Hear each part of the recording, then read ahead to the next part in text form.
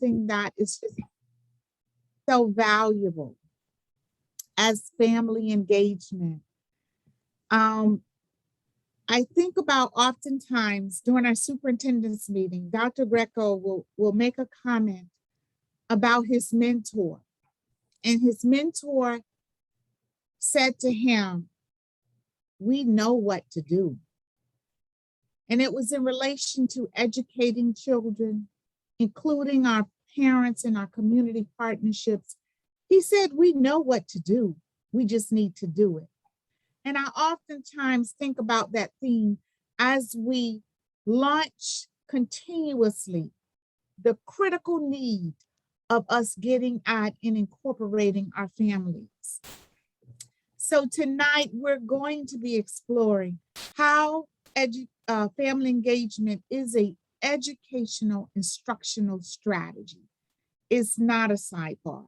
And so in this training, we're hoping that not only you are learning something as the contact person, as the lead, but as you go back to your school, you take the ideas of this training and really do something different at your school when it comes to family engagement. Hi, I'm Sheila Kane. I'm the District Coordinator for Family and Community Engagement in the Office of Strategic Partnerships. And you just heard from Dr. Brim, our Director. We welcome you this evening and want to share with you, the first thing is our family engagement vision. It's aligned to the district vision. You'll see Pinellas County Schools is a place where rich partnerships among educators, families, and the community and community members promote 100% student success. This vision came as a result of a district team that our office built last year. We felt like we were running into some silos with family engagement programs and initiatives, and we wanted to bring together some district departments, all of whom have a hand in family engagement. We all do. We all touch students in some way. We all touch families, and there needed to be some collaboration and some integration of the work. So the first thing we did, of course, was come together and create a vision. And this is our vision that we're sharing with you tonight. That vision is on one of the handouts we sent, which is a draft family engagement plan. It's a district family engagement plan. And you'll hear us referring to that plan throughout the night. It's a good thing to have as reference. It's a draft only because we haven't gotten it completely through the executive leadership, but we're well on our way to getting that approved and supported and out again to all the community. So tonight we're going to hear from the Associate Superintendent of Teaching and Learning, Kevin Hendrick. As a principal, I always believed in the leader sets the tone for the environment of the school. So as we began to work how we're going to drill down family engagement in our schools, in our district, it was paramount that our leaders were on board as well. So you're going to hear from Kevin Hendrick about family engagement.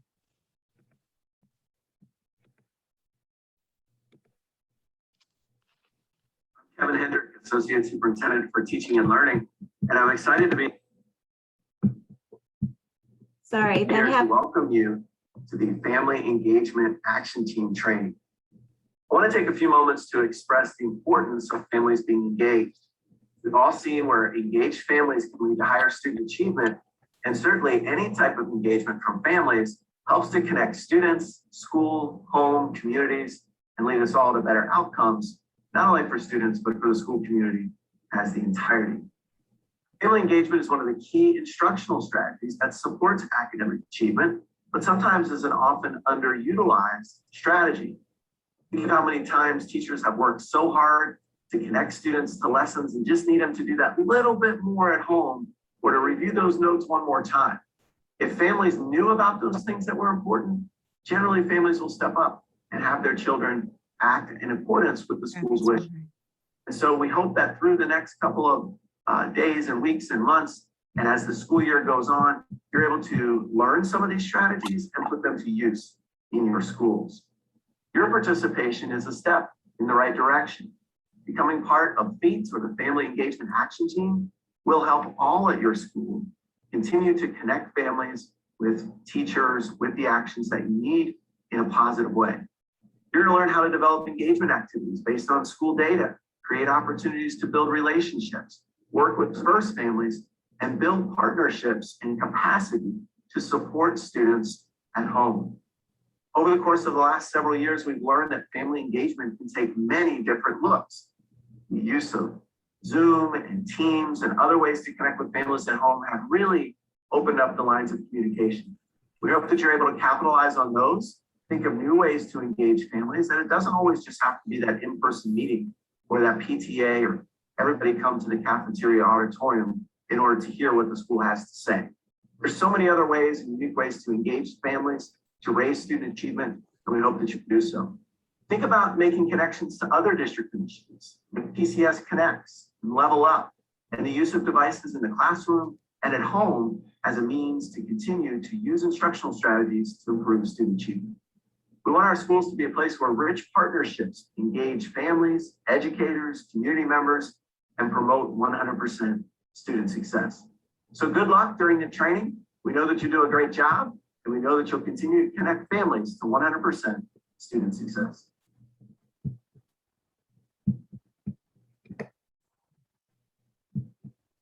All right, that sets a nice tone for the next activity. We're asking you to open up your other device, a tablet, a phone, another laptop if you're viewing on a laptop, and either hover over with your camera app, the QR code, or go to menti.com and enter those 8 digits, 4200-7850. And we're going to build a word cloud with your answers to what awesome outcomes have you seen as a result of family engagement at your school? So go ahead and do that, please. And I'll give you a second with the instructions on the screen, and then I'll stop sharing and we'll bring up the word cloud. Yeah, I think this is just a great opportunity for you to think about what was that activity, or what was that relationship that you built and the result of that relationship. Because family engagement is all about building those key relationships and making sure families feel welcome in your school. As we wait for some of the results, I oftentimes think about the Fairmont Park Children Initiative and how we started out with 133 students. It was about 86 families. And every month we met, and every month these families learned so much. And what was so powerful was that on an average, our attendance was 86% to 95% of our families. And so I just think some of the effort that we put into it, we do see results.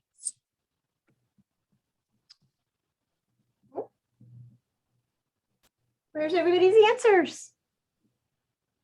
Are you guys answering?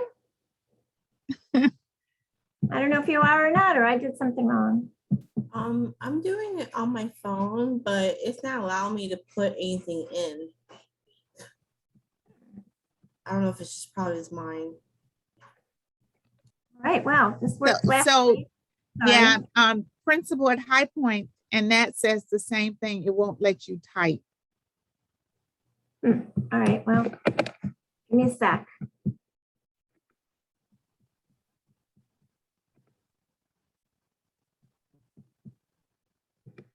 So while she's fixing that, if anyone want to just come on and just kind of give an example of a great outcome, just unmute your device and just share out as Ms. Kane work on those pieces. Okay, I'm gonna start out with you, Stacia. I'm sorry, I was trying to scan it on my phone, and then by the time it went away again. Could I have the question again really quickly? What was something awesome as an outcome of family engagement that you recall? Oh, okay, that's easy. We had a great morning. We celebrated Walk to School Day a day early, and we did it this morning. And my anxiety of making sure that everything went well and that we had everyone there that was supposed to be there, and it went well. We had our school mascot. The children were happy. The parents were really happy to be back gathered all together. So I would say the positive for me was just seeing everyone's smiling face. Like that for me did it. That was perfect. Oh, great. I think I saw Ms. Presley said that increasing family trust was another thing that she shared was awesome.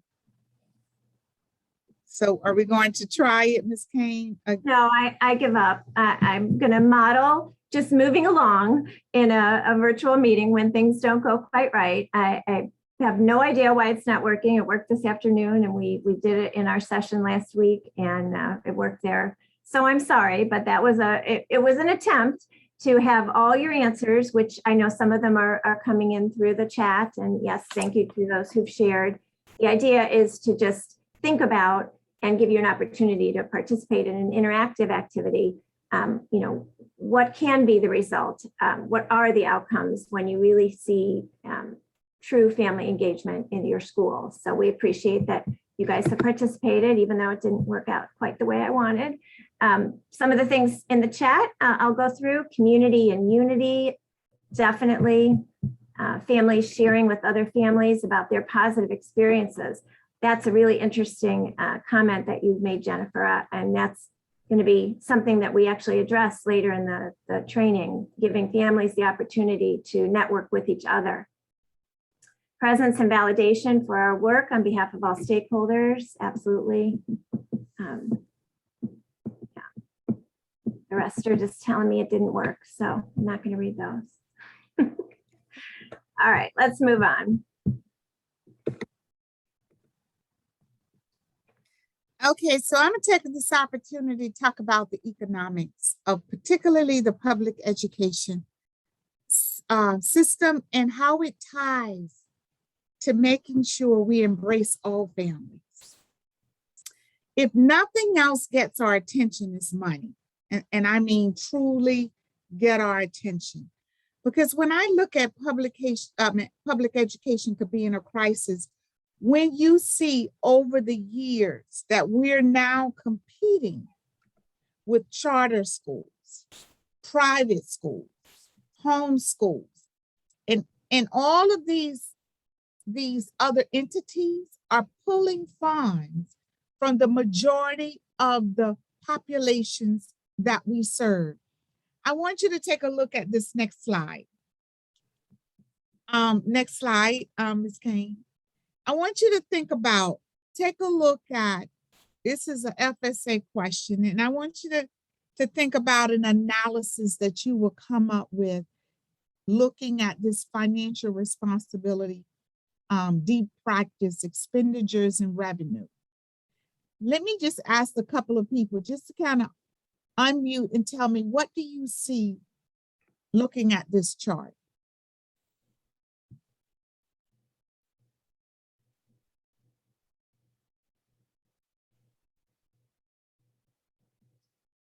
Ms. Lewis, you want to come on and tell me what is it that you see? Yeah, I'm still looking. Oh, someone else was coming on? Oh, go ahead. No, I was just saying, so it looks like our revenue is increasing. I mean, gradually throughout the years. Okay, so revenue is increasing. What about expenditures? Let's focus on. It's also increasing, but not, I mean, the past few years, 2015 is starting to increase as well. And it's kind of like matching up the last 2018-19. Okay, that is the area I want to really highlight. If you look at 2018-19, this is our district expenditures and revenues. What we're seeing is that the money we're pulling in is equaling to our expenditures. How does this equate to family engagement and all of these components? I want you to think about, in 1819, we had 104,000 students. If you look at 104,000 students, and now in 1921, we are around 95,240 some students. We're looking at almost a loss of families, around 8,700 families. You might say, okay, but that's over a 2-year period. And when you multiply the average FTE for a Florida student is around $9,300.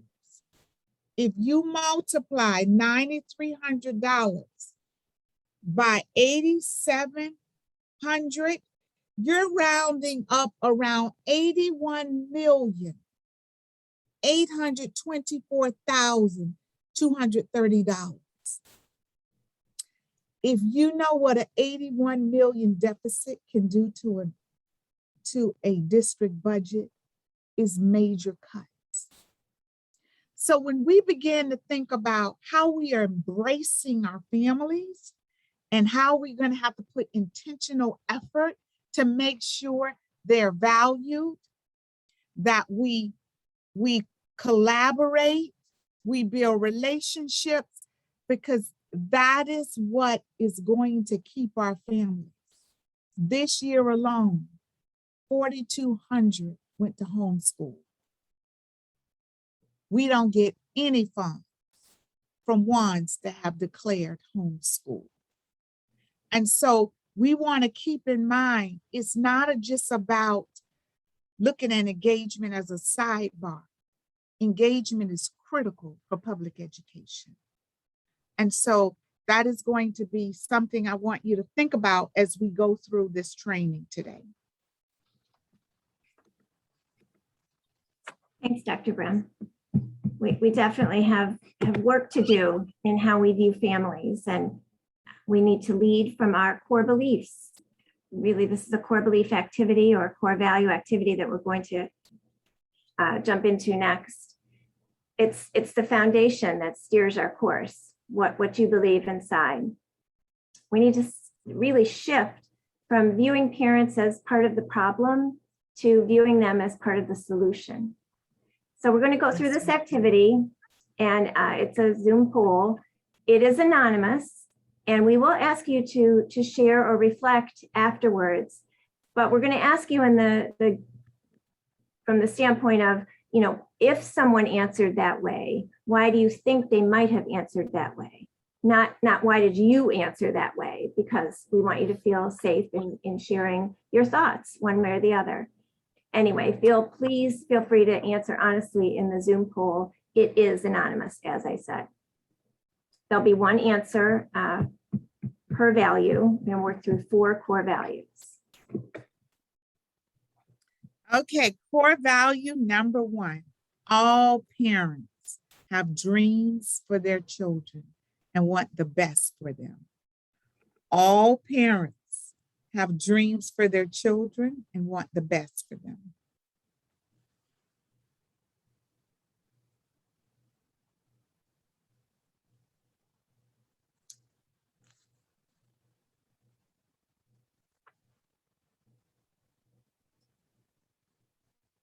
Okay, so let's reflect on this. The majority of us did strongly agree that all parents have dreams for children and want the best. Ms. Kane, you want to kind of debrief this and talk to us about this piece? Sure. We don't want to ask for reflections first? Reflections from our... Okay, so if anybody wants to chime in with, why you think this is a really strong agreement to this core value, and that's important that we see that, because yes, we need to believe that all parents have dreams for their children and want the best for them. Does anybody want to unmute and reflect on that, or I'll go into the debrief? Chime in. I mean, I think that from my experience and from my time with parents and interactions, all the parents I've interacted with will say or express, so you can even tell, and even the most maybe not nicest moments when I have to talk to parents about certain things, they all have expressed and showed, that they have dreams. They want the best for their kids. I think the struggle is that they may not know how to go about that, but they definitely want it. And I've not ever had an encounter with a parent where I didn't see that, or they didn't express it, or I didn't know that they wanted the best for their child. So I think it's just about how to do it and how to access it. That might be where most parents struggle. You hit the nail on the head there, right? And especially in stressful situations, but you're still seeing and believing that, deep down they have dreams, and of course they want the best for their children. We know, right, that families, may say or do things that lead us to wonder sometimes, if they respect education or the importance of education. But again, often those kind of reactions, or what we see in those situations, are triggered by other factors in their lives, and they don't really, reflect their innermost feelings. So, all right, we'll move on.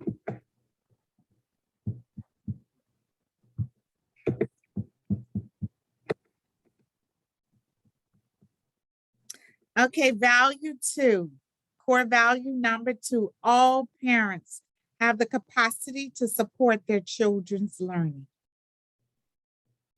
All parents have the capacity to support their children's learning.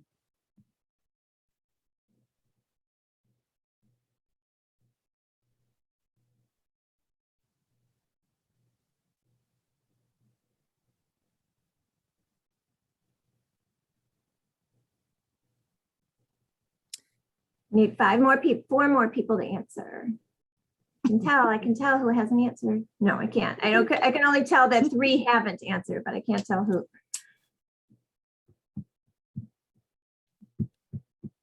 All right. Okay, so we do have respondents, at least 2 strongly agree that all parents have the capacity to support their children. We have some that just say agree, but the total is disagree, that parents do not have the capacity. So let's just have a dialogue about why would we disagree that they do not have the capacity to support their children in learning. Anybody want to just chime in?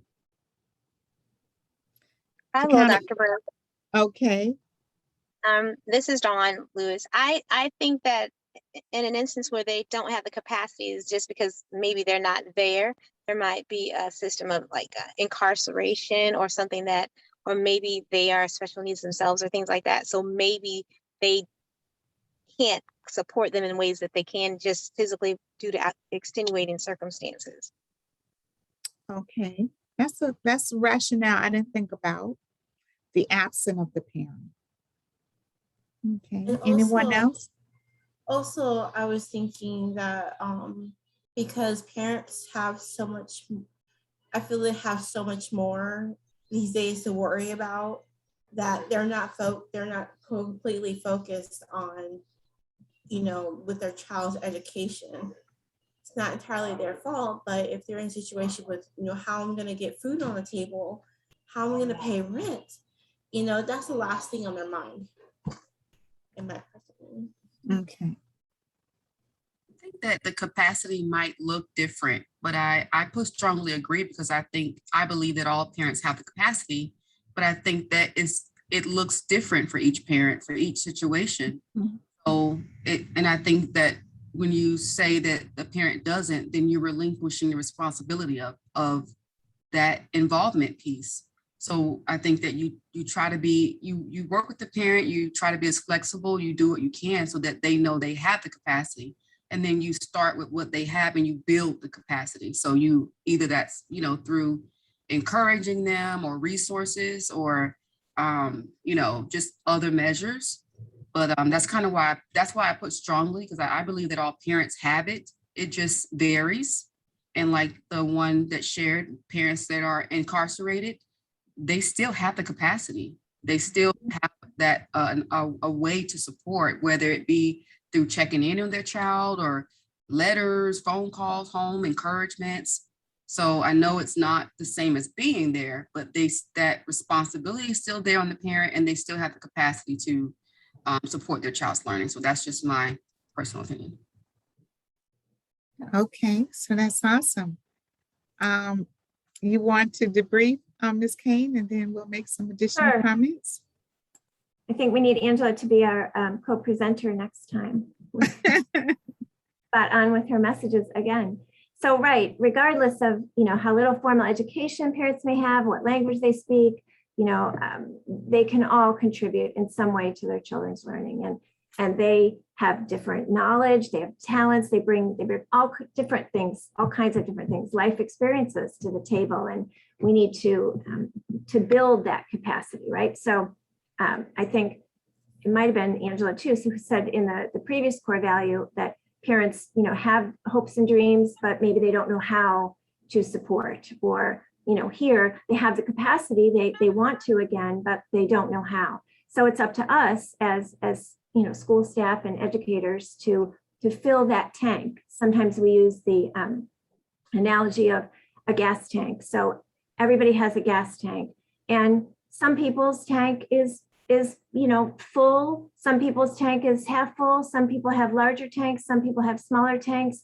Their tanks are used for other things, but there's a tank, and we need to fill it, you know, in ways that are appropriate for all our families. And I think sometimes we, you know, we kind of use in a cliche way, parents are their child's first teachers, sometimes in a good way, sometimes in a bad way, but you know, it is widely said, and it's true, and we need to believe that and view that as an opportunity, and treat parents, you know, as the experts that they are, and they are the experts, you know, of their child. So, And I want to just piggyback on the gas tank analogy, because if you think about, I don't care if your car is wrecked, if it's an old model, if it's brand new, one thing they do have in common is the tank.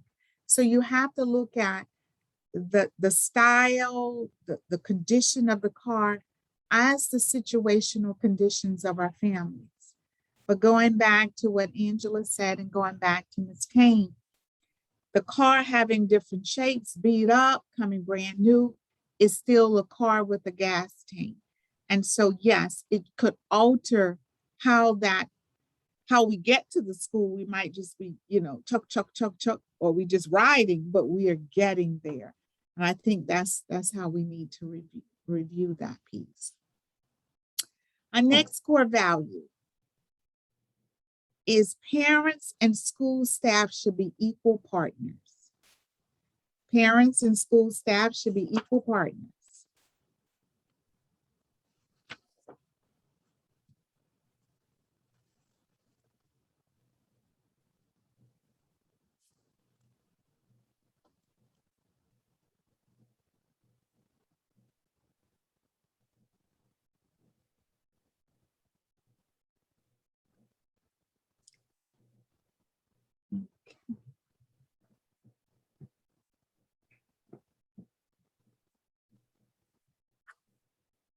all right, couple more. Okay. All right, I'll end. It's okay. No, parents and school staff should be equal partners. Okay, so we have strongly disagree and agree that are equivalent, but we do have disagree. So let's just talk about what do you think when we say equal partners, and why would someone disagree that they should not be equal partners?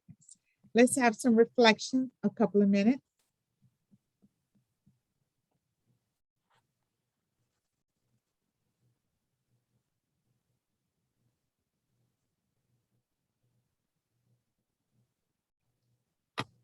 Okay, no comments? Okay, Ms. Kane, you want to lead us in this discussion? Sure. we're suggesting here that, power, as it is, should be mutual, that really every person interested in supporting a child's development should have equal status or value or responsibility, right? So that means back to, core value number 2, starting with the premise that everybody has something to offer, and, that you can get something positive really out of every relationship. So the idea is that, if students haven't been taught effectively or parents shown how to support learning at home, they can't be considered failures. We need to have kind of a constant and both sides of the coin demand for, opportunities to be held accountable, and their accountability, will be increasing their capacity to be strengthened and supporting learning at home, right? It's a partnership. We say it all night. We need to partner with our families. And I think sometimes, depending on, the background of where families have come, they might have some kind of a negative feeling about school, or they get intimidated about, the school as an institution. And sometimes we don't do much to dissuade that thought, always saying, we know how to do it. We're going to teach you how to do it better. I'm talking about to the families, not to the students, but instead of, honoring what they can bring to the table and treating them as equal partners. And if you think about it, in terms of the hours of time that, children spend in school versus at home, including over the weekends, of course, if we're not using that time, if we're not honoring, that the rest of the time that student is spending with their family is time for them to be able to continue learning, beyond the classroom, and to treat families as partners in that journey, then we're missing something. And that's what tonight's about. So. Okay, our last core value. The responsibility for building and sustaining partnerships between school, home, and community rests primarily with school staff, especially school leaders. Again, the responsibility for building and sustaining partnerships between school, home, and community rests primarily with school staff, especially school leaders.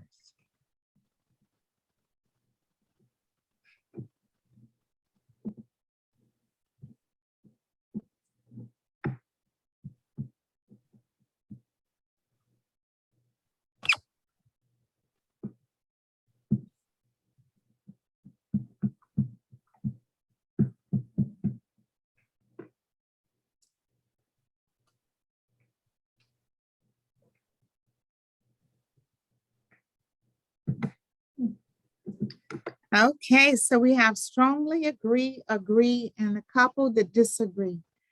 But I want to just start out making a comment that I always use this as an analogy. The kingdom reflects the king. And so whatever that school leader actually sets the stage of how important it is to build and sustain partnerships between the homeschool and community. So as we think about and as we move forward, and I'm asking for some additional reflection, I do believe the school staff and school leaders carry the heavy lift and that role and responsibility. That's just my philosophical belief as a leader. Any other reflections? And I know we have quite a few leaders on here, principals. If you want to chime in and just give your input on this final core value. I do agree when you say that not the burden, but if you understand what I'm saying, that responsibility does weigh heavy on the school staff, but it should also be equal, going back to core value number 3, that it should be equal. It should be one band, one sound, and it should be an even between the families and the administration, teachers, staff, faculty, everyone that works with the school, with those children. Everything should be equal. That's ideal, but it's not always reality. But like, I love the saying, one band, one sound, especially when you're dealing with the students, because they are our sound. Sorry, that's just me. I like that. Any other person want to make a comment?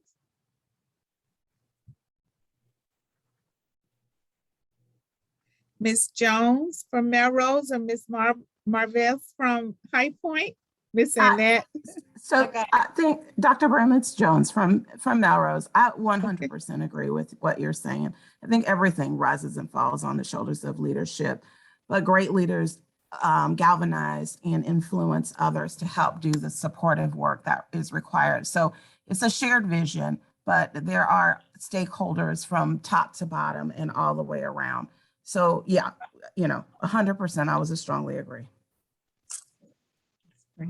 Right, and there needs to be, I do believe in that point person to craft that vision. And I think we're in the best position as the leader of the school and the community to shape that vision and lead it. I think so. And I think even your comment about it validates the work. It validates the results. You have that partnership and it permeates throughout the environment. It would in turn validate your efforts. And I like that term validation. But thank you very much. Ms. Kane, you want to do some final reflections?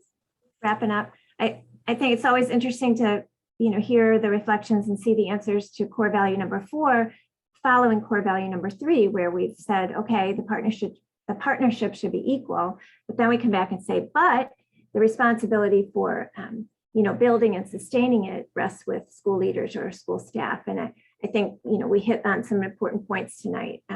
It's easier for educators to reach out than for parents to reach in. And back to my acknowledging that sometimes there's just some bad feelings or some intimidation on parents. If you make the overture, the school, right? Leaders set the tone, the school makes the overture, parents back to, they want to believe, they want to have dreams, they want to know, they want to be able to help, they'll respond. It's kind of the, if you build it, they will come kind of thing. So I think that's what we're trying to get at here. And that was a great core value activity. You guys, we hit on some important things and had some important input. So thanks for participating in that.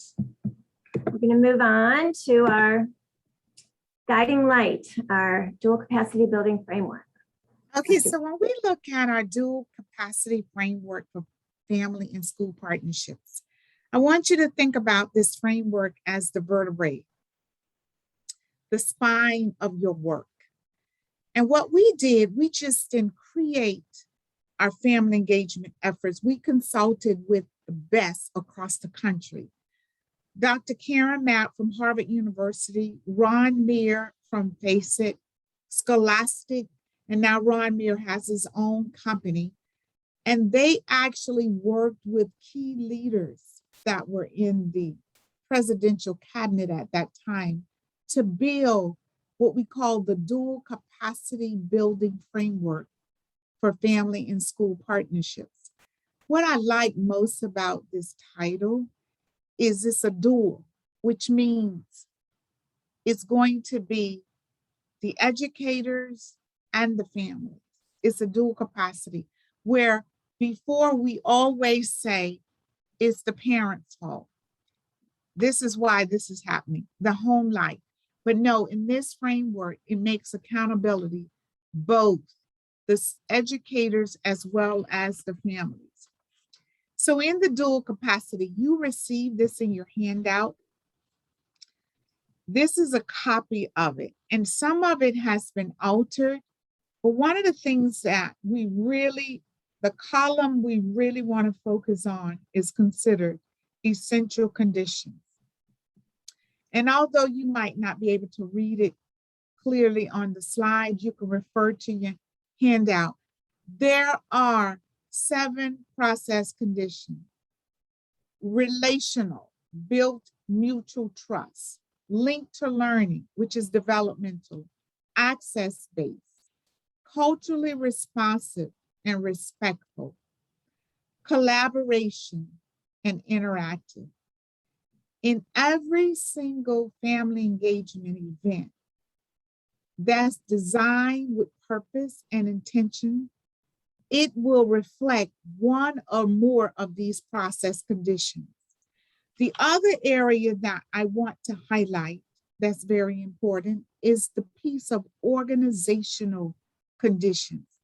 And here is where, when we develop the district family engagement team, it was a focus of let's eliminate the silos, because there were multiple individuals doing multiple things. Let's become more systemic in our work. How do we become more systemic and integrative approach? How does our professional development look as we train incoming educators how to embrace our families, embrace our diverse families? And how do we develop those sustained infrastructures that, regardless of the individual rotation, that the system is in place, that doesn't alter even when a leader is changed? And so that's what we've seen over the years, that we start the work, leaders come in, we start the rework. But if it is systemic and if it is ingrained, in the fabric of your culture, it might alter some, but guess what?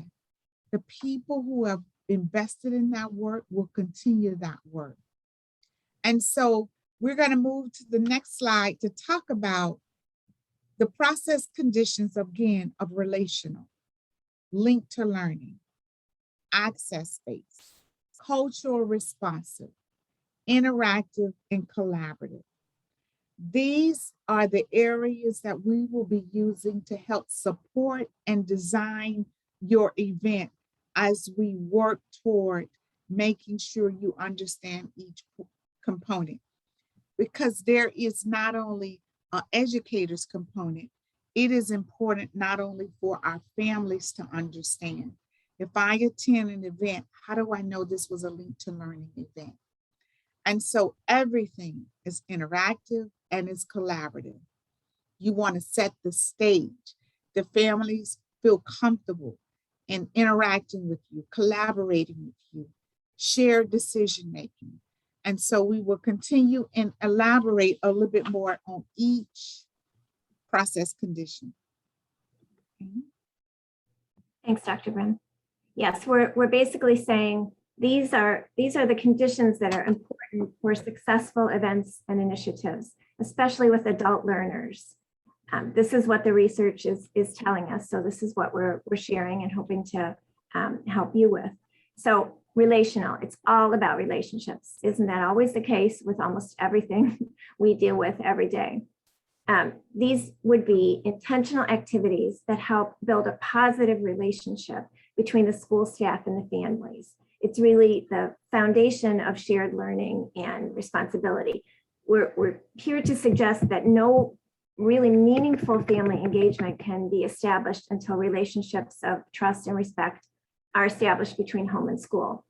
And it's important to think about the times when your school has spent all kinds of time and energy to design an awesome event.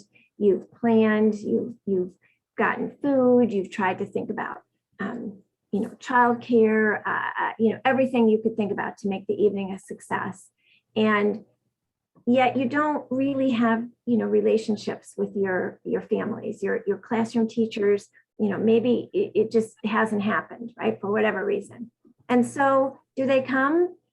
How often have we sat and been disappointed in turnouts and wonder why we designed a great event, why didn't they come? Well, building relationships is the foundation. So connecting with families on a really detailed way, talking about their child, talking about their dreams for their child, talking about what they can do at home with their child. And those then, that relationship is the foundation, as I've said, and those families will show up more often than not. Mailing, emailing, everything, using Peach Star, robocalls, all that is important, but it doesn't, it doesn't ensure participation like a personal invitation. At the car circle, I'm not talking about having to make, 20 phone calls for every event or initiative, although maybe that could be cycled through a few a week at a time. But if you're not making some kind of personal connection, then we're suggesting you're not going to get the turnout or the real investment that you're looking for. And some of the research, as she said, speaks about teachers personally inviting families to an event. Those are the most successful events when that educator, because the research says regardless of all of the leadership in the school, parents want to hear from their child's teacher. So when that personal invite goes out, you will find huge success in your events. Right. And also, when those events are linked to learning, when you're making that personal invitation for that family to attend an event that will make a difference to their child and to their child's academic success. So linked to learning events are events that include intentional activities that help families learn about what their child's supposed to know this year, what they're able to, what their goal is in a specific content area, and then how they can help home achieve that goal. It's still important to think about having fun, of course. We tried to tonight with the Mentimeter. We're trying to model, let me just take a side for a second. We're trying to model some of the things, some of the process conditions tonight, making things interactive, making things linked to learning. So even though it didn't work out, having some kind of a fun activity is important. And it allows a bit of an icebreaker to, the attendees, and also gets them, in the game. But if you don't focus or take some opportunity during a fun event to build a parent's capacity, then you've missed that opportunity, right? They're there, they're having fun. I'm thinking of, fall festivals, for instance.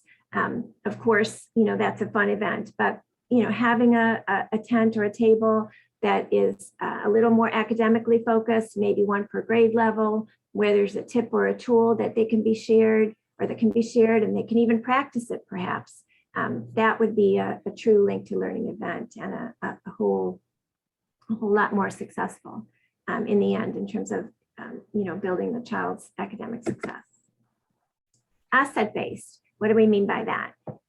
This gets back to honoring what families can bring to the table, valuing the knowledge that they have about their child, and shifting from, we have the knowledge and we're going to teach you, to, what's working at home, giving them an opportunity to share with you, the educator, with you, the school staff, what's working at home, share with each other. And that gets onto another process condition where we have things that are collaborative between parents and offer some networking opportunities. But we want to empower families. We want to send them home confident and capable to support their child, knowing what resources are available, feeling comfortable navigating to them and using them. So the next three conditions Dr. Brim will address.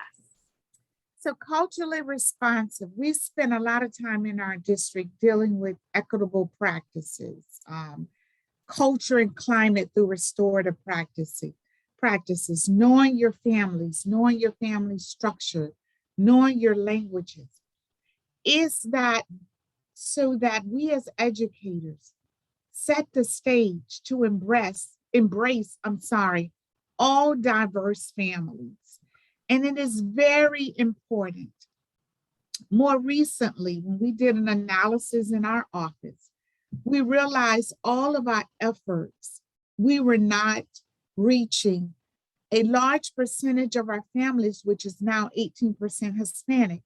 So we hired a bilingual coordinator.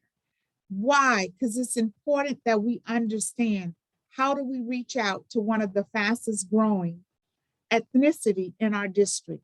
How do we connect those pieces? How do we look at all families because they're different?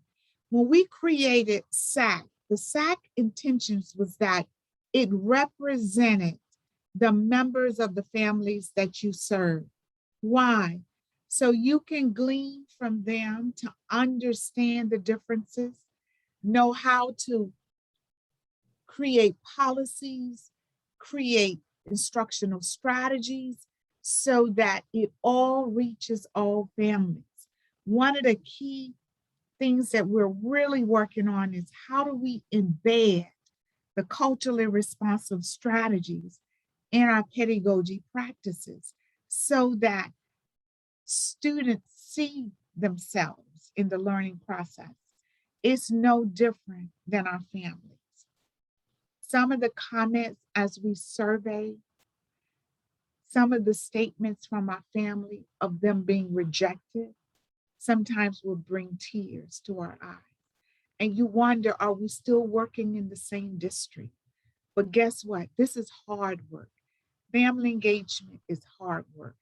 Trying to know our families and the culture of our families and the dynamics, it is hard work, but it's a necessary work.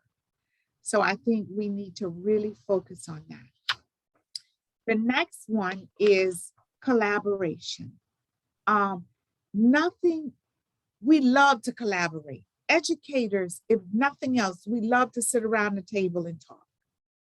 I mean, we love to just share our brilliance. Well, the collaborative piece is the same with parents. Invite them to the table.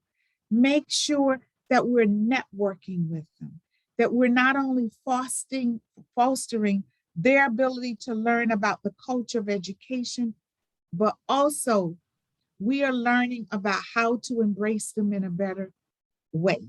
Because as we do that, we're going to find out how to better serve their students, how to better educate their students. So collaboration with our community partnerships, let me tell you, in addition to your families, it is so important that you connect to your community members. Community members who have been around and have established a lot of protocol pieces within your community. Invite them to the table. Make sure they know that you are aware that they are part of your school community. And the last one is interactive. Participants in the event programs need to have the opportunity to practice new skills.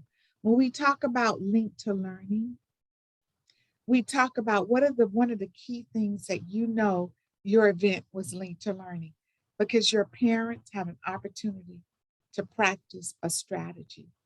Your parent left with resources. But this interactiveness, it goes now beyond face-to-face. We can never turn back the dial to pre-COVID, because the silver lining of COVID, it has opened up multiple platforms for us to interact. Zoom, Teams, other social media pieces. Even if you learn the way the generations communicate, our district interact from a baby's boomer's point of view. And the majority of our parents now are millennials and Generation X, Z, and they communicate and interact differently. We have to learn those ways now. So it's important, not only in our interactive, just verbally, but how we distribute our materials, how we disseminate important information. One thing that I'm learning is to connect to parents' Facebook pages.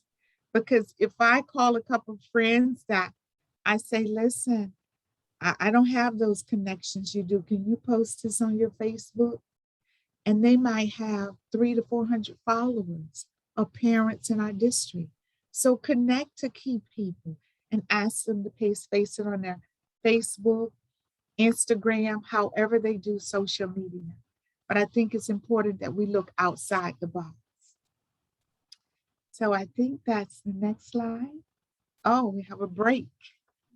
And we're right on time. So let's just take a minute or two. I don't know. Let's just make it. It's 5:56. Let's make it. We'll be back at 6. We won't take too much time, but you can have a restroom break or a stretch break, and we'll turn our cameras back on in 3 minutes now, and get going with the second half. All right. Thank you.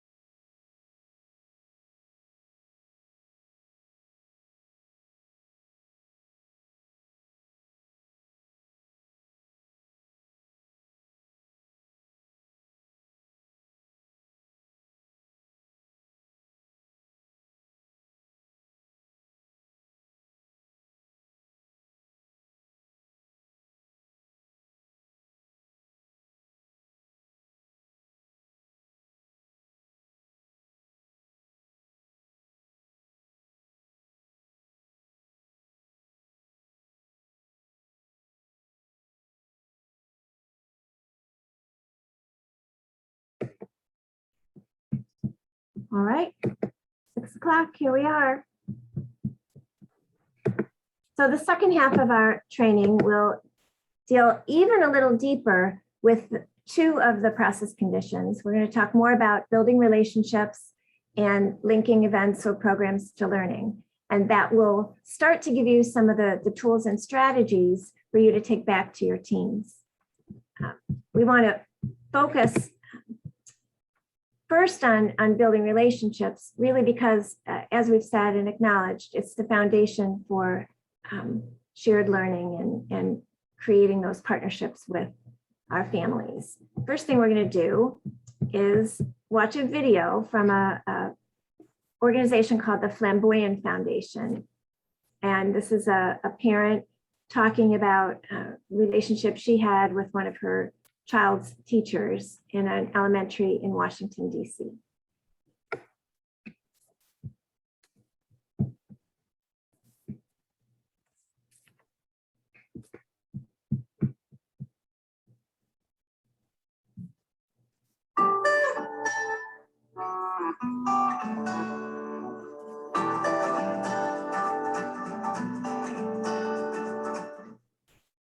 Well, immediately after the home visit, I was invited to a back to school night they were having in Stanton. They gave me a little flyer. I was like, well, you know, we having a back to school night. It's from this time to this time. Bring the kids, you know, like a meeting with teachers and everyone that was going to be there. But one thing I can say about, you know, Stanton period is that it is constant communication, something I never had, something I completely enjoy. And it's not just negative communication, it's constant positive communication. I can be here at home, at work, anywhere, and one of my teachers would send me a text. Or I used to love it, Miss Lucas would send pictures. Take pictures of them doing classwork and she said, you know, see, look how my today, well, I call her Bird. The school calls her Bird, which I love because it's like a community. They adopted her nickname. So she would send me a text like, look at Bird, she's having a wonderful day today and she's doing good. But in saying that, that allowed me to hear. It put a trust. I put a trust in Miss Lucas for doing that. So no matter what she said, how she had to say it, with the information, it made it easier for me to receive it from her. Because she had built this communication, this trust that I never had. You know, so I tell people now friendship. You know what I'm saying? We're not friends and talk every single day, but she's the person that I will always hold in a high regard. She will always have my respect. I really respect Miss Lucas and I value her so much because not just her, but all the teachers, but like she was the first one to really extend herself to me. And I would get the text. And then one day Tanae had a bad day.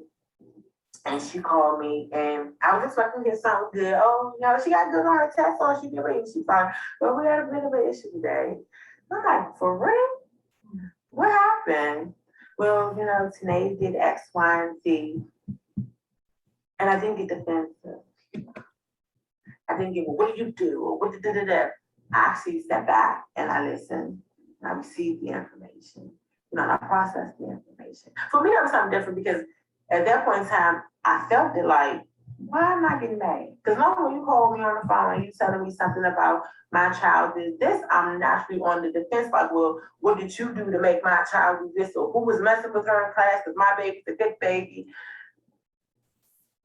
But in this time, it was different. And I don't know, it's because the positive, you know, feedback she gives me every day, the friendship we brought, it just made, when she was telling me what was going on, I took a breath, I stopped and I listened. You know, and then I was like, we actually got to a place where we worked together. I said, well, you know what, since she's having a bad day, you know, can you put her on the phone? You know, and I spoke with her on the phone and I let her know that me and Miss Lucas are working together.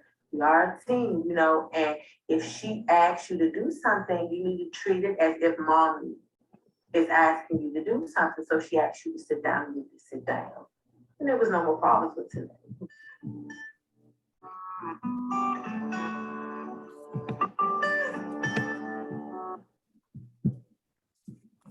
Maybe before we jump into some of the link to learning strategies, I'd like to have some, I don't know, just some thoughts about what we just watched and how you feel about what we saw.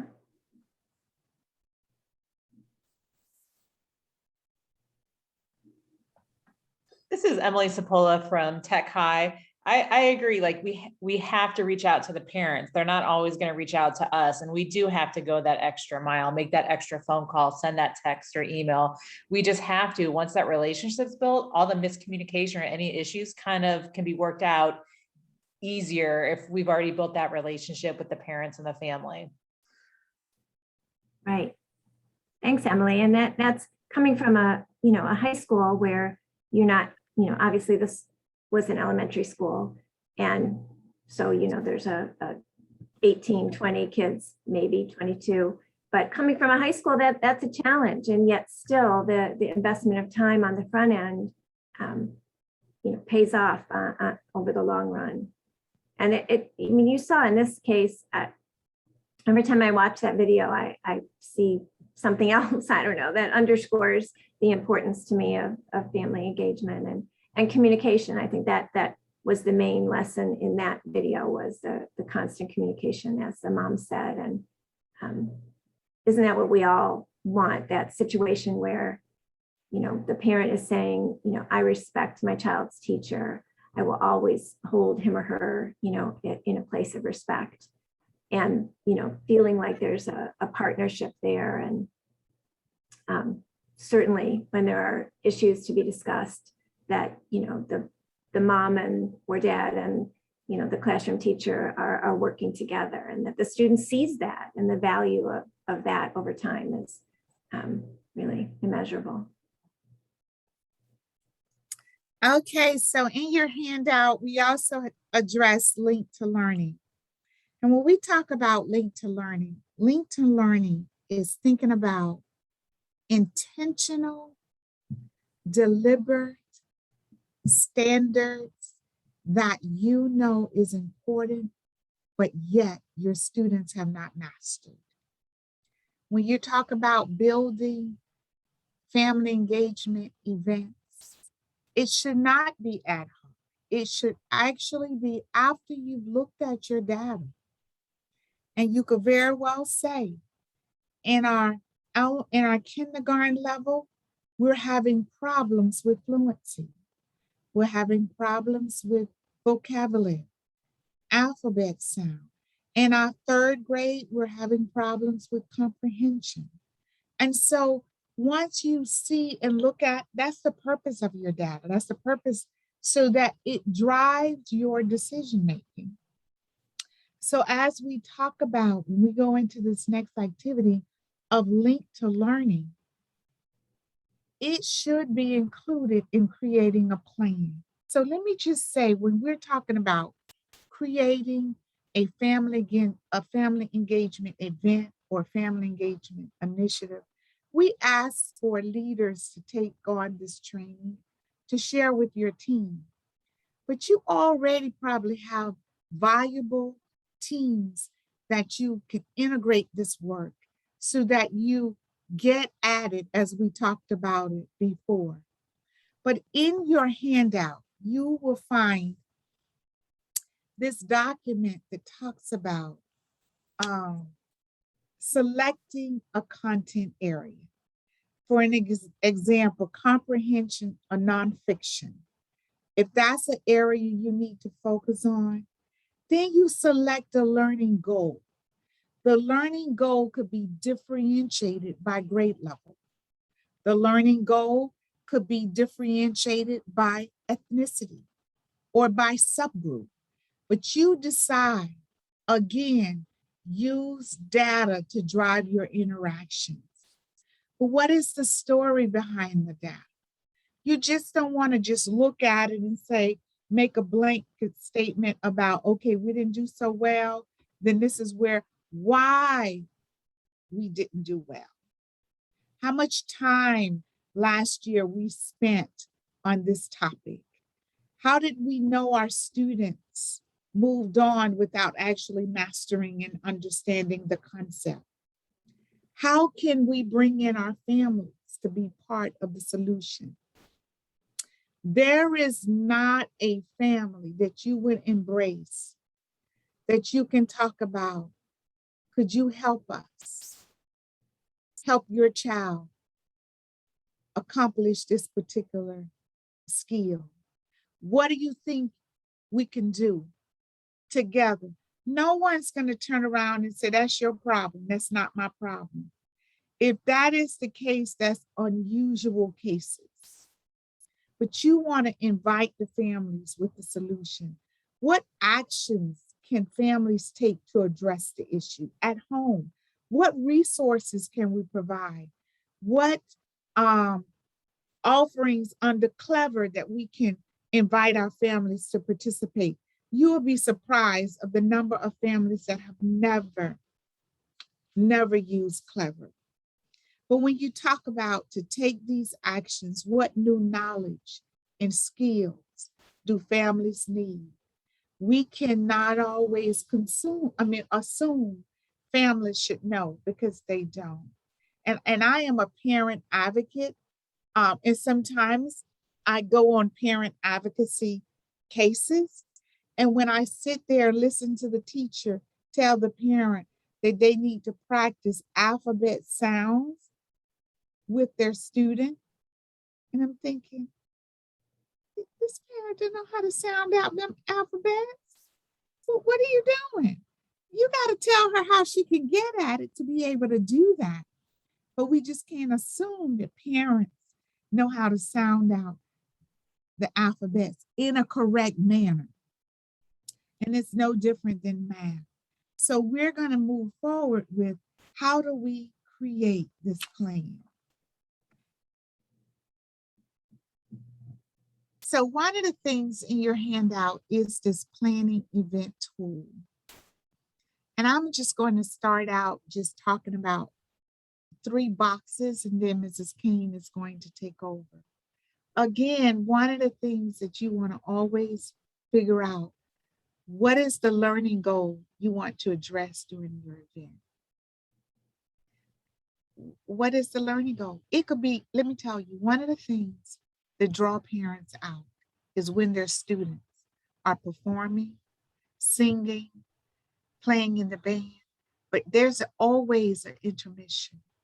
Why not bring that learning goal out and give the families one strategy to take home?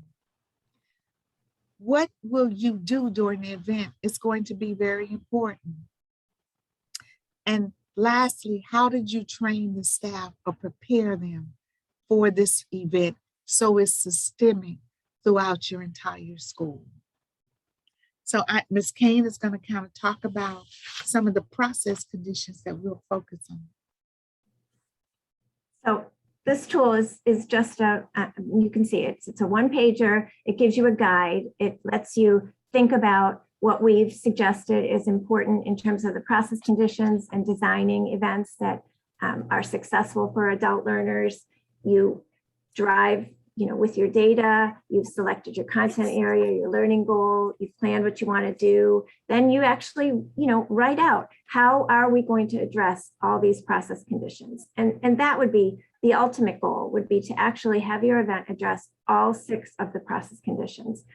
And then to think about how will we know that we did that? What evidence will there be? What will we see? What will we hear? How will we really know that we've made this relational, that we've made it asset-based, that we've made it culturally responsive? It's easy to see that it's linked to learning because you're presumably teaching parents some tools and strategies. They're having an opportunity to practice, so that's making it interactive.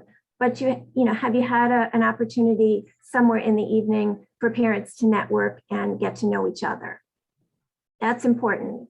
It's another important, although sometimes underutilized process condition in my estimation.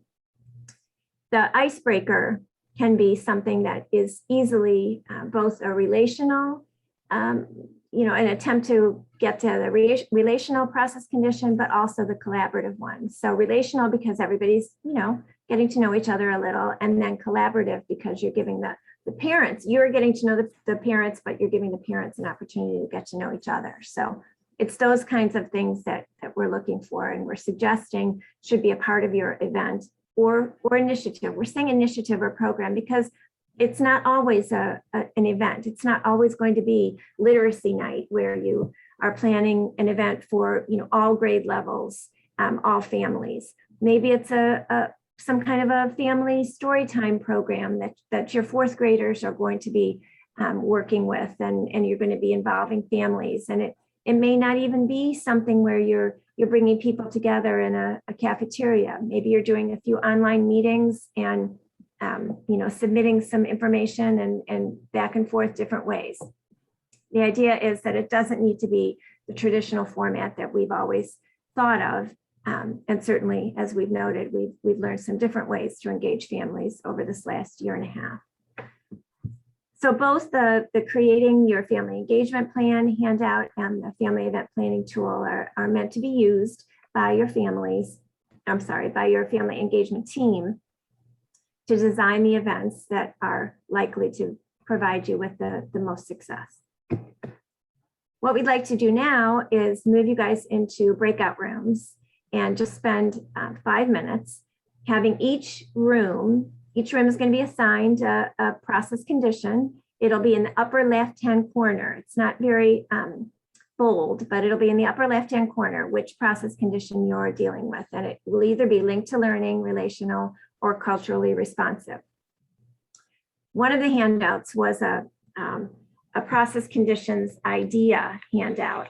And it really, of all the handouts, I probably like that one the best. It actually gives you real ideas back to the family event planning tool. What are we going to do to address these process conditions? Well, here's some ideas. If it's going to be linked to learning, we're going to tie activities to what's happening in the child's class, to grade level standards. We're going to help families of maybe secondary students know how to monitor their child's progress. So maybe you do a little focus seminar, or you have an opportunity for parents to sign up and get their focus login. That can be an easy way to address that process condition. Relational.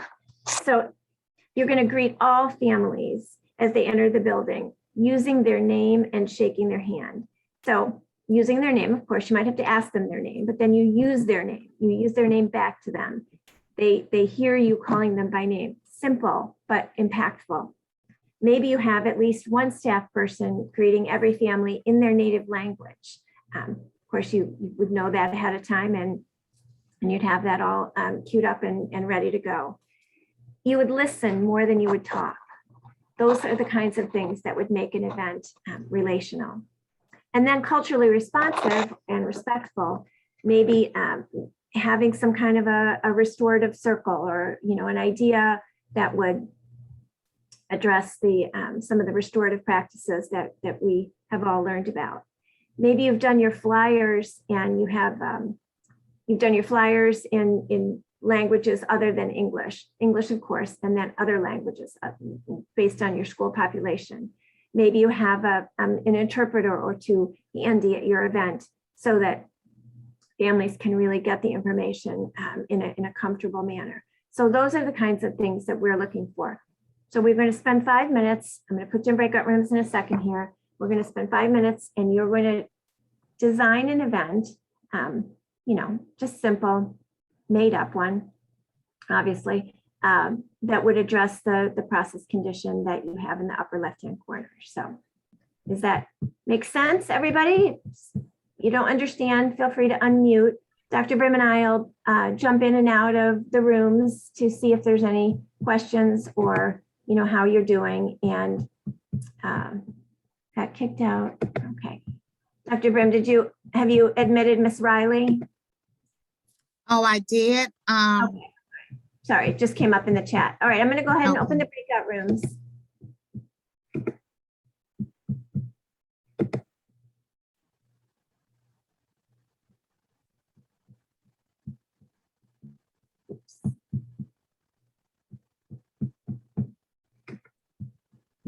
Hang on.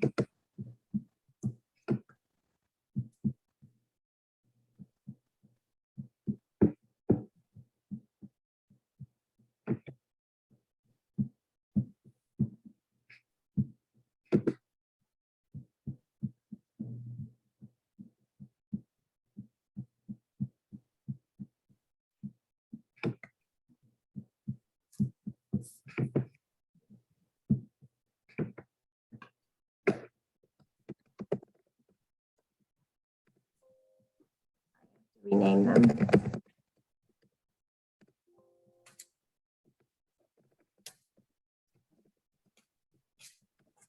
Actually, when you break out in your rooms, I would just suggest that you kind of conversate about what is common as it relates to each school that could be in your room, and select an activity based on the commonalities of the schools, and brainstorm, take that opportunity to brainstorm, to take back to your school different ideas from all the other schools. All right, I'm ready. Sorry for the delay. You're ready? Okay.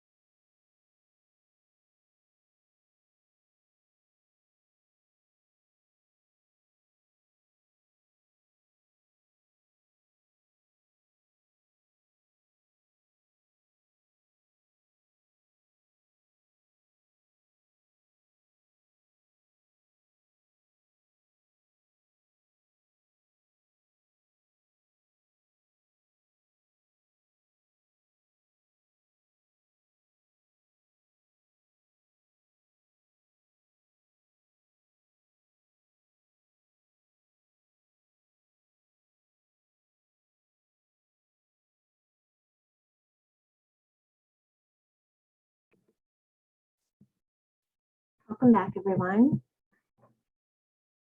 Of course, we're going to ask someone from each room just to spend 30 seconds or so sharing out some of the main ideas or something you guys talked about that was interesting that you'd like to share.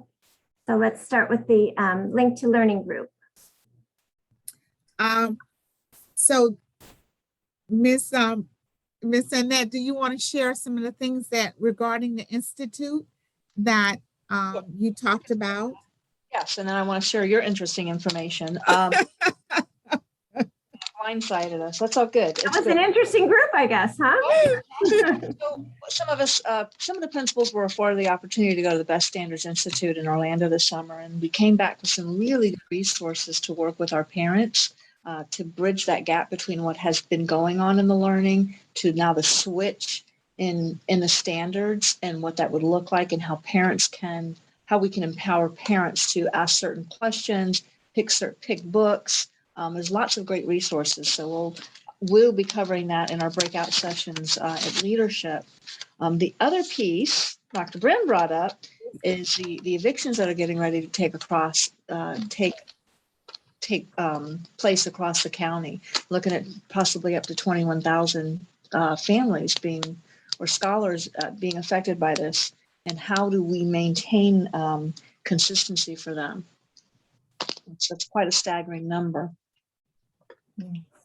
And Lakewood talked about their home visits and how they provide support with home visits.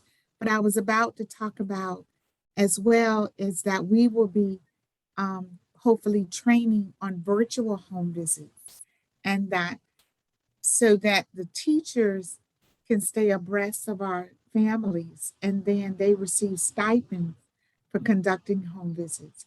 But Ms. Kane is kind of overseeing that whole piece. So that's something to look forward to, virtual home visits, and then teachers can get paid a stipend. All right, maybe someone from the relational room.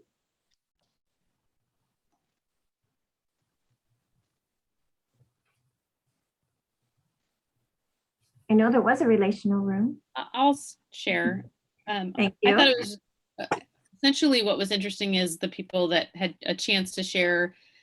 They had events that I think made the families feel comfortable at school.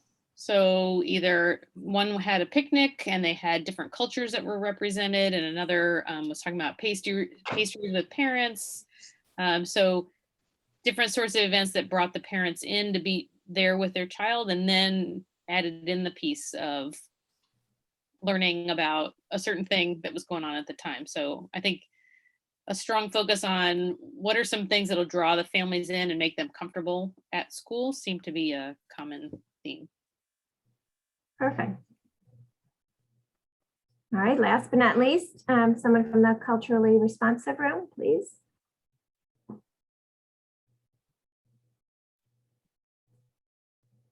We were talking about just making things available to parents. If we're having events, maybe offer it at different times, whether it's before school, while they're dropping the kids off, or after school or late in the evening. And then a couple of people in the group suggested that Saturdays seem to have a good turnout. More families are coming out on weekends. So we just have to have variety so everyone can get the same information. Definitely fits the culturally respectful piece as well. Great. All right. Well, thank you for participating in that activity. We are going to move on to always, looking back and monitoring and learning and growing and making things better. So Dr. Brim, you want to talk about that? Yeah, so you probably can't see it. This is the document that has your process condition rubric, and it's included in the handouts that Ms. King sent you in your email. But it is so important, and we're doing a lot of accountability pieces as well. How you monitor your growth, how you monitor and connect so that you make changes as things evolve. And one of the things in the handout is the process condition rubric. And what I like about this document, it tells you, okay, not yet. It gives you ideas of, all right, you started, but you're at a not yet level. Like events have no connection to student learning, or their social activities and nothing about student learning. So that's a not yet. Or if you're doing something almost there, okay, so the event is connected to grade level standards and the student learning goals. And that was it. No one practiced anything. They just suggested, here are the goals. Or student learning goals are listed or posted school-wide, but no conversations about it. And so you're almost there, but when you nail it, families are provided with data and information, even in dialogue in comparison to the expectation of grade level proficiency and how they compare to other students. Families actually learn tips. They understand the concept. And then you let them practice the skill or strategy. And more so than not, you provide them with some additional, whether it's online, whether it's hard copies, strategies, and tools and resources to support them. Even if you want to increase reading, you're connecting them to a library, or you're connecting them for opportunities to get free books. So when you use your rubric, it's going to outline, no, you're not there. You're almost there, and you nail it. And I think it'll be very important to just go through the process conditions, because although we talk about relationship and building and how important that is, there are some great ideas to really let you know you're truly building that relationship. Because when you build that relationship, parents will come to you. They'll be very honest. Transparency will, the kid will be your advocate when they know you built that relationship with their families. So there are some key pieces on that. And so just take a look at that process condition and rubric, and just as you plan, you make sure you identify where you want to be at the end of your year as it relates to different process conditions. Okay. Thank you. So I hope you know that you're attending this training because you made yourself the point of contact for the Family Engagement Action Team, or you were designated by your principal, your administrator, to be the point of contact for your Family Engagement Action Team. So we're hoping that you'll rise to the occasion in these three areas: being a communicator, a collaborator, and a trainer. Attending tonight is meant to be providing you with an opportunity to get a foundation for family engagement, some of the research, some of the tools, take that back to your team, train your team in some way, shape, or form. I'm not suggesting you have to have a 2-hour session in the evening, but we will be providing you with the recording link. You've been sent all the handouts. I'll send them again, and you can deliver that information and transfer it back to your Family Engagement Action Team. You're here because, as I said, the administrator or you filled out the Family Engagement Action Team form. So there is an intention to have a team. Now, Dr. Brim mentioned before that team can be related to one of your other school teams. And we certainly don't want to add work or take up more energy than need be. We understand school improvement plans are made, which include a whole family engagement component. We understand if you're a Title I school, you've already done your parent family engagement plan, and Amy Brown and the Title I team has gone over that.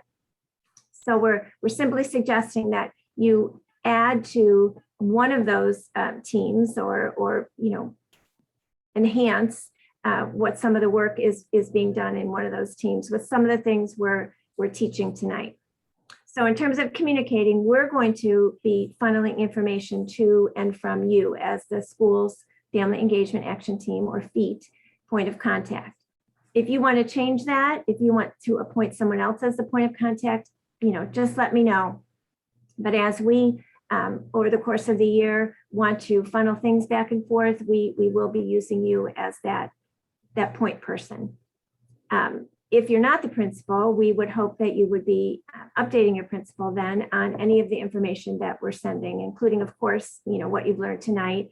And then in collaboration or in the collaborative effort, you would try to schedule a time with your principal to have that family engagement action team, receive this information in whatever form that you decide. I kind of jumped actually over to trainer. You're participating in the district training, and then you're turning around and training your staff, or first your family engagement action team.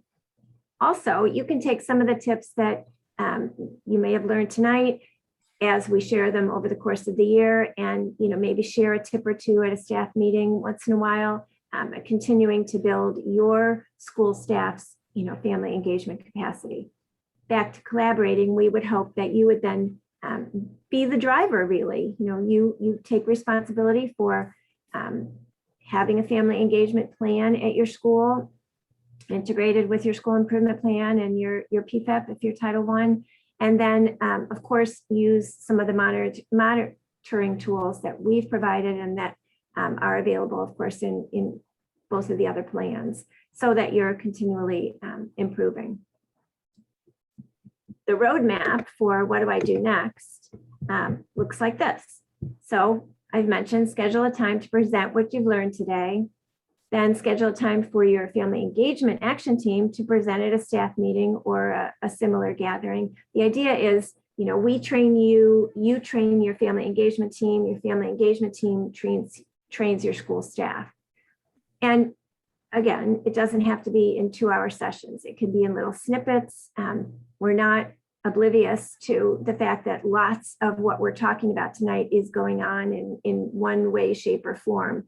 But putting it together and really making it a little more systemic and kind of across the board at your school is the intent. So using then the process conditions, tools that we've given you, the ideas and the rubric, the creating a plan, the family event planning tool, they don't all have to be used. We're sharing them with you because something might strike you as useful, and we'd like you to be able to follow through on really trying to hit some of those process conditions. So reviewing the event then using the rubric, and big deal here, surveying your families 2 weeks post-event or post-initiative. We sometimes survey families on the way out, but we less often survey families a couple weeks down the road. So if you're asking them to buy into this, to provide some tips and tools for them to really work with their students in the evening.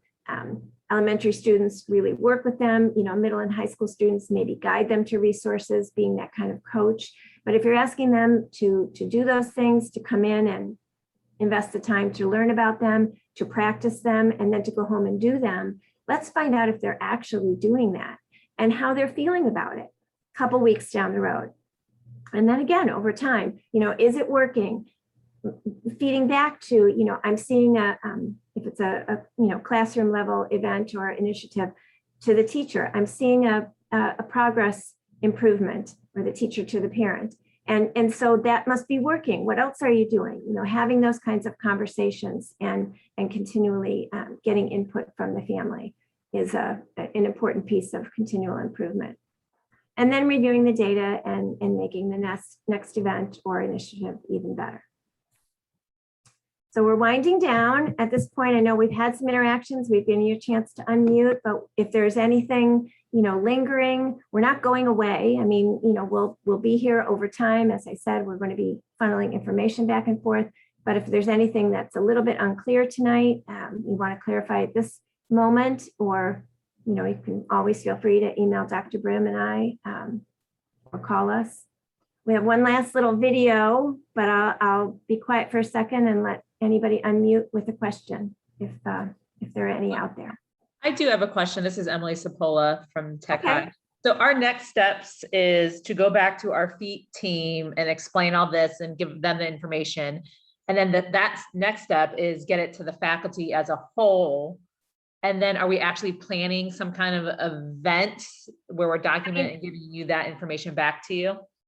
No, you don't have to plan. I mean, it's to use in an event that your team would decide to plan, right? And hopefully, you've already, got an idea for the course of this school year, some of the events that you'll be having with your parents, or some events that you've laid out in your SIP or your, I don't think your Title I, so in your SIP. But no, you don't have to create a new event to meet, this expectation. And we're not going to ask you to report back necessarily on every event. We're going to want you to tell us what's working, right? Are you using some of these tools? How is it working out? Are you feeling like your families are jumping in, or what support, what additional support do you need? So we're not pretending that we have all the answers, just like, we want you to help us. It's the same thing. We're again modeling what we'd like you to do with your families. You don't have all the answers for them, and so I don't have all the answers for you, but we do have this information, and I'd like to know over time, what you're feeling about how it's working and was it worthwhile. But yes, next steps. Go ahead, Dr. Brim.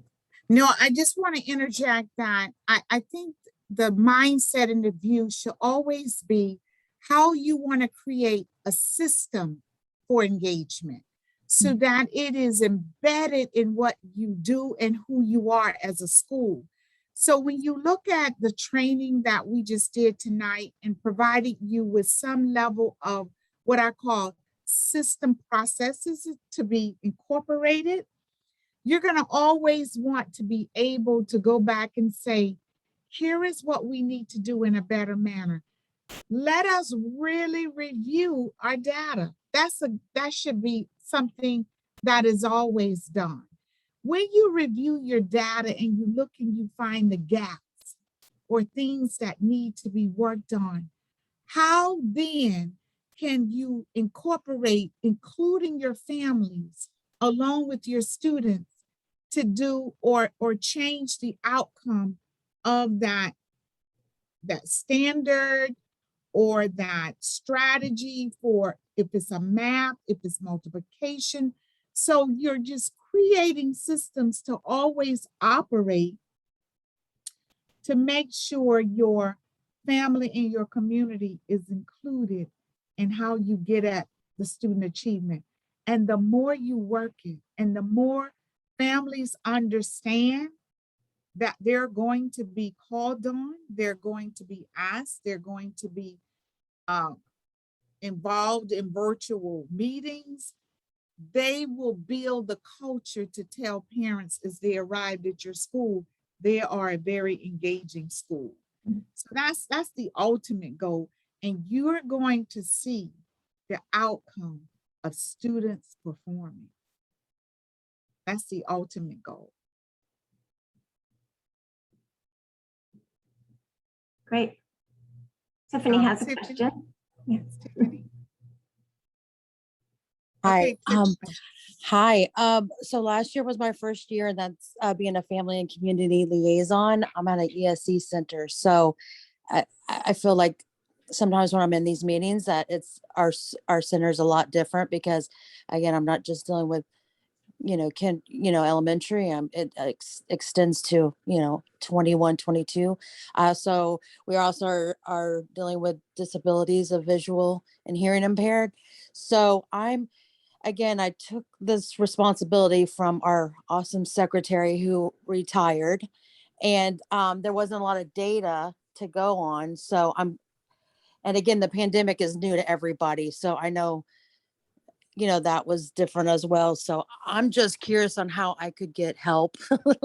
Because even in my principal, I started 11 days after we got a new principal. So it's like everything is pretty, new and fresh. absolutely.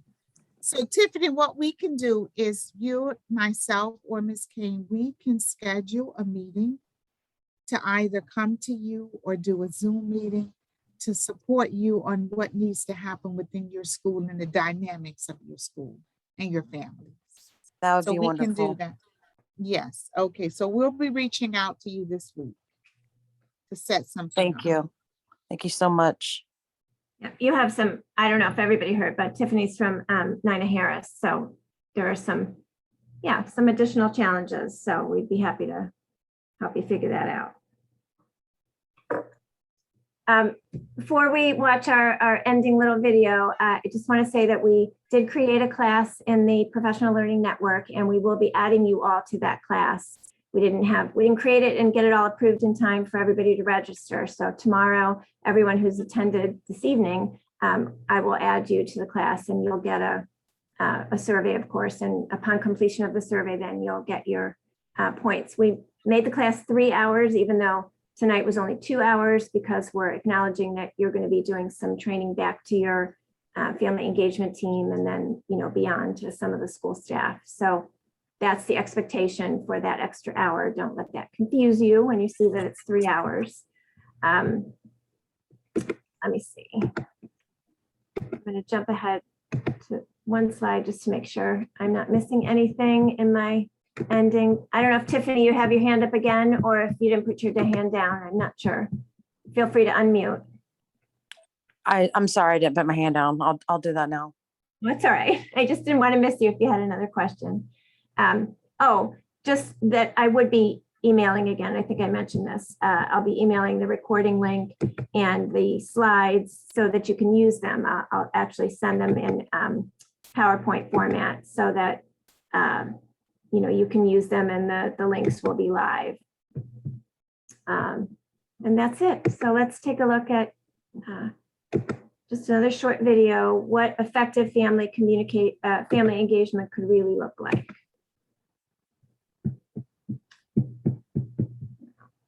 Doesn't like that I went back and forth.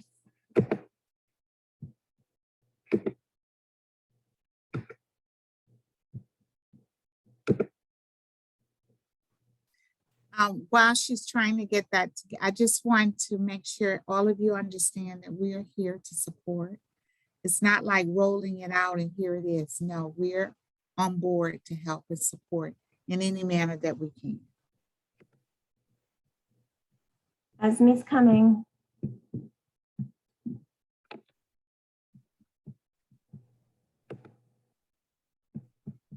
And we're also, I want to just put it out, we're also building what we call a family engagement certificated program for parents, that we're creating what we call a report card, that they'll have an opportunity to actually earn points. And we're working to possibly get stipend funds for parents who complete all of your training at your school. So we'll talk to you about it a little bit more later. Can you see that video, Dr. Brown? Yes.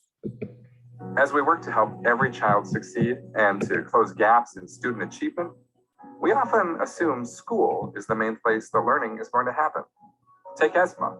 It used to seem to her family and her educators that Esma is always at school.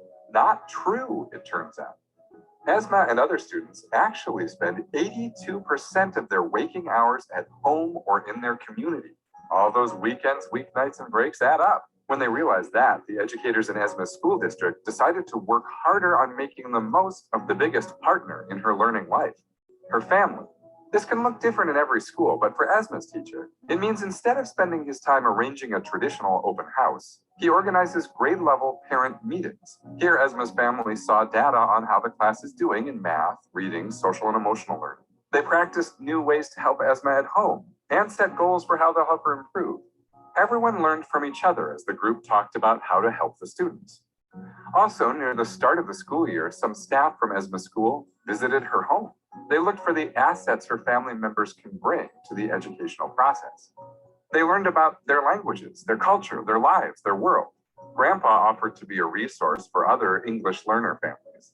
And the school also listened and learned from the family's perspective on Esma's needs. They learned how mom helps her calm down and focus. This kind of family engagement also makes it easier for the district to develop individualized education programs for students, including those in special education. The foundation is already there for families to engage in their students' academic and career planning too, making that more effective. Throughout the year, the family can attend workshops at the school on things like mental health, homework, or career exploration.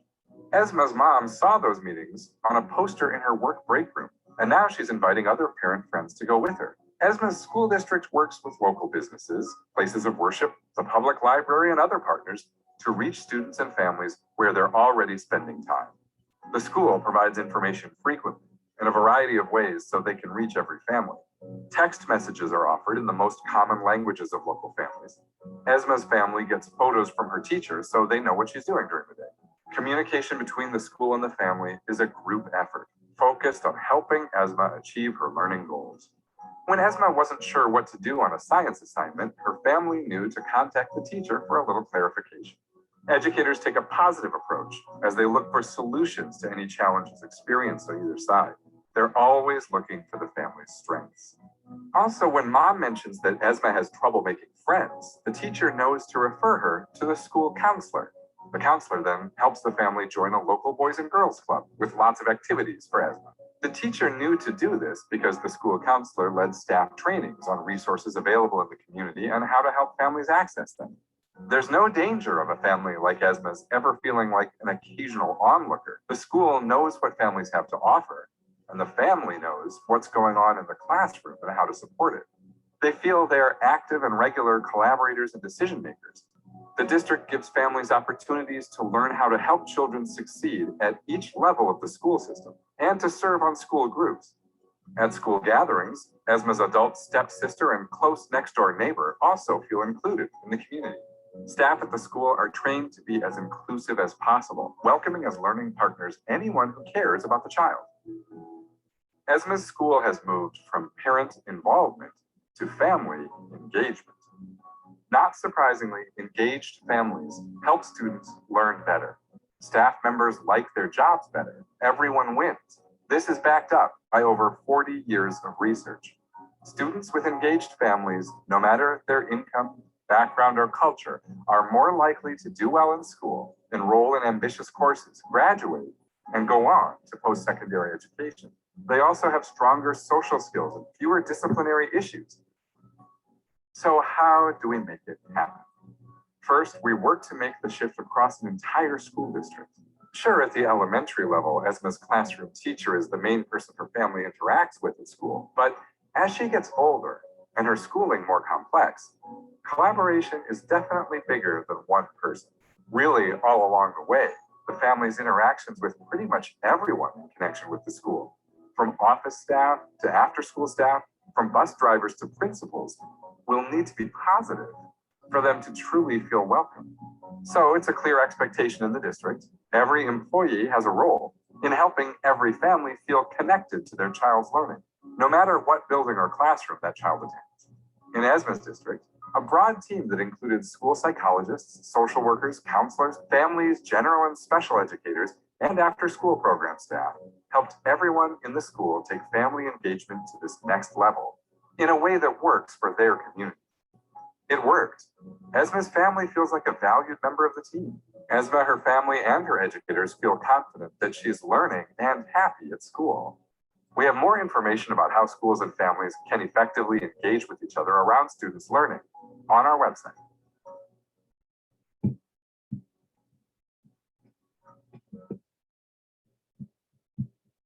All right, everyone. Thanks for hanging with us. I hope that ended in a way that can be everybody's dream. It's certainly mine. Dr. Brim, do you have any final words? Sorry. Thank you very much for attending and have a wonderful evening.